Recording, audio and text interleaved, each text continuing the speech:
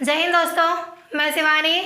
जैसा कि आप सभी जानते हो कि मेरी यूपीएससी सिलेबस की सीरीज़ चल रही है। उसमें यूपीएससी सिलेबस की जो सीरीज है उसकी वीडियो में आज हम आपके लिए यूपीएससी मेंस एग्ज़ाम पेपर 6 यानी कि ऑप्शनल पेपर लेके आए हैं। तो गाइज आज के इस वीडियो में हम जानेंगे कि ऑप्शनल पेपर का हम चयन कैसे करें। बिकॉज अब हम यूपीएससी में आए गए तो ऑप्शनल पेपर के बारे में भी हमें पता होना चाहिए, क्योंकि मेंस एग्ज़ाम में ऑप्शनल का भी पेपर होता है।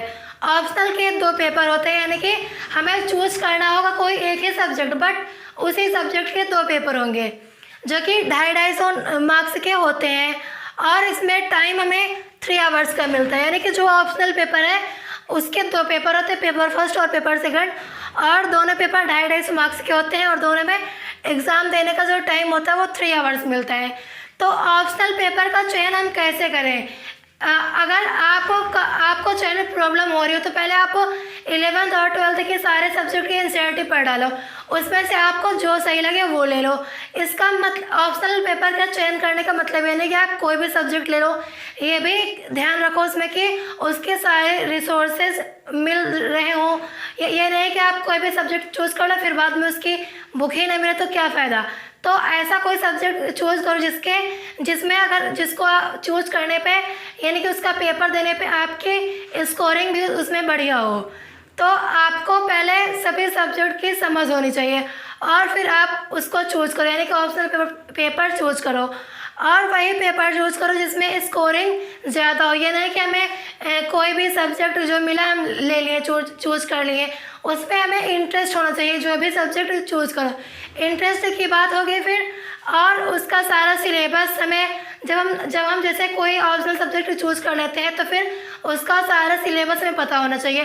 और कोई ऐसा सब्जेक्ट ना चूज़ करना कि जिसके मान लो बुक ही नहीं मिल रही हो या फिर कोई रिसोर्सेज या मिल ही ना रहे हो, तो उससे कोई फ़ायदा नहीं है।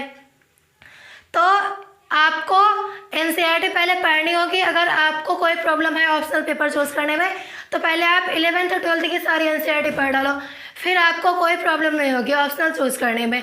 तो चलिए अब हम जानते हैं कि ऑप्शनल पेपर क्या है और उसमें ऑप्शनल पेपर में कौन कौन से सब्जेक्ट हैं जो हम ले सकते हैं।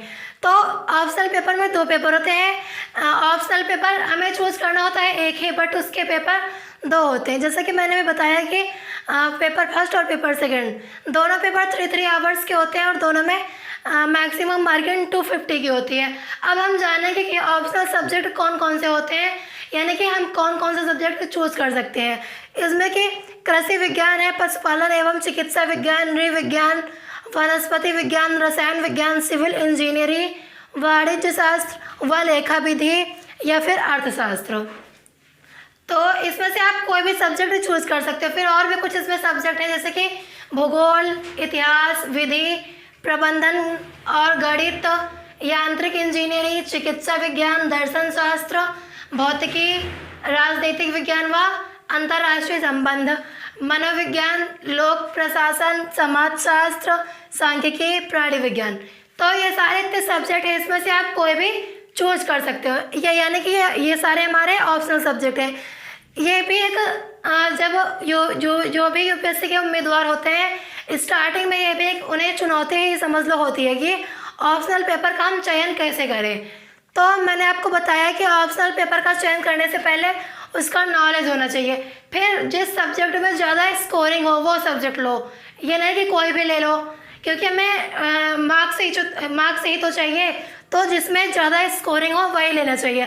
और फिर जब आप ऑप्शनल पेपर चूज़ करो तो फिर सारा उसका सिलेबस भी पता होना चाहिए, तभी तो आप उसकी प्रिपरेशन करोगे।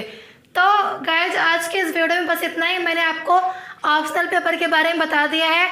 नेक्स्ट वीडियो में हम आपको कंपलसरी पेपर के बारे में बताएंगे। आई होप आपको ये वीडियो समझ आ रही होगी। अगर आपको हमारी वीडियो समझ आई है तो लाइक और शेयर करें और हमारे चैनल को प्लीज़ सब्सक्राइब करें। Thank you.